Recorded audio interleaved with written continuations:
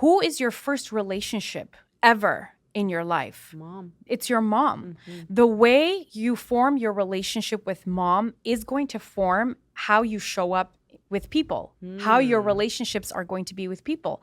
So if your relationship with mom is somewhat compromised, it's going to show up in your life. It's going to bleed into your relationships.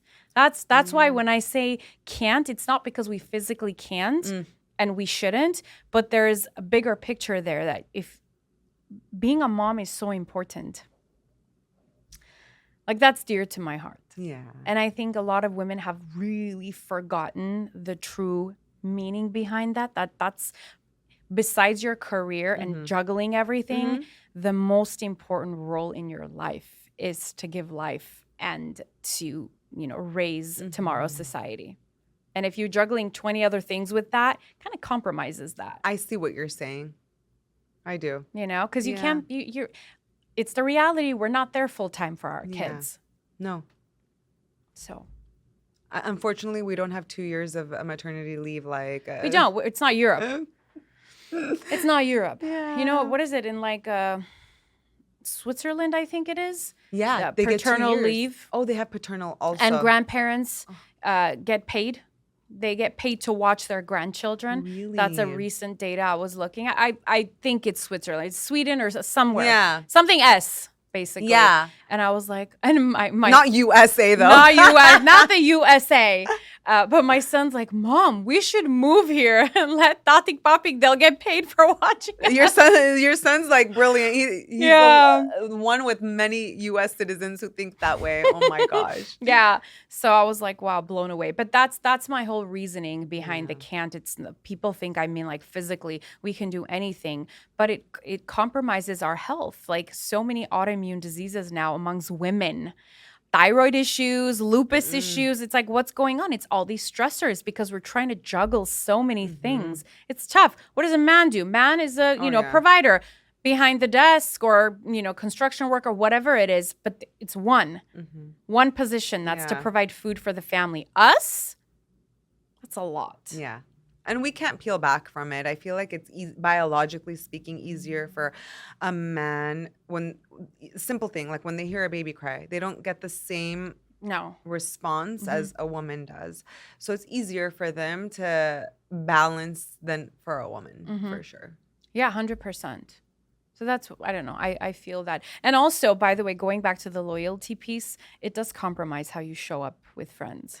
I can see that. Like the energy piece. Yeah. You're just so drained. I can see that. Eileen, what do you feel about competition? I think that healthy competition is a good thing. You can use it to drive you. And you can be competitive, but still be happy for your friends or your colleagues.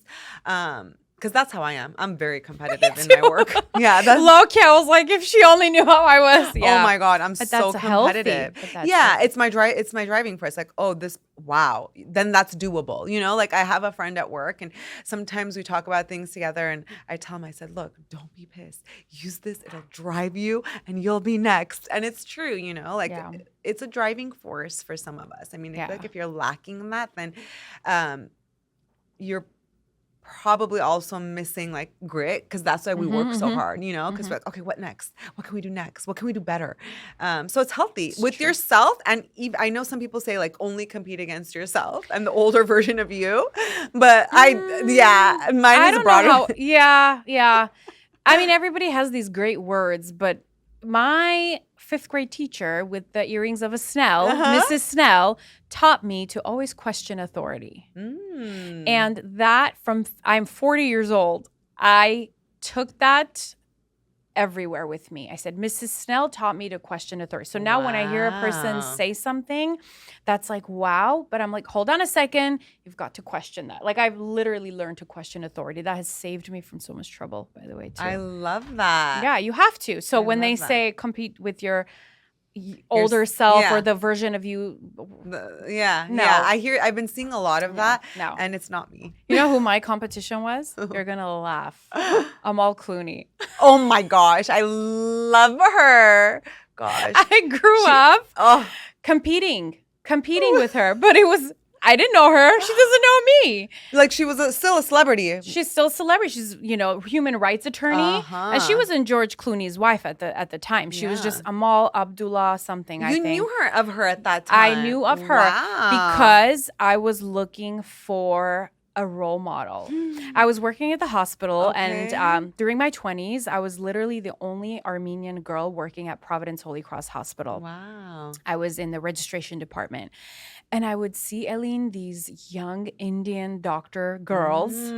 They would walk by with their white coats and I would just be sitting there. I mean, I'm young. I'm like 19 years old, 20 years old, and I'm registering somebody for surgery. And they would call Dr. Shirakakar. I will never forget her name. She was so beautiful, long hair, brown skin. And she would just walk over and she would just give like her chart. And I would just look at her like, I'm literally like going to be like you one day. I don't care what I'm going to do, but you motivate me to be a better person. I love that. And I love that ego in people. Like I never want that ego to die in people. So that competitiveness is so important for me. So how did Amal Clooney get in the picture is that I looked at her, I'm like, she sits well, she talks eloquently, phenomenal dresser.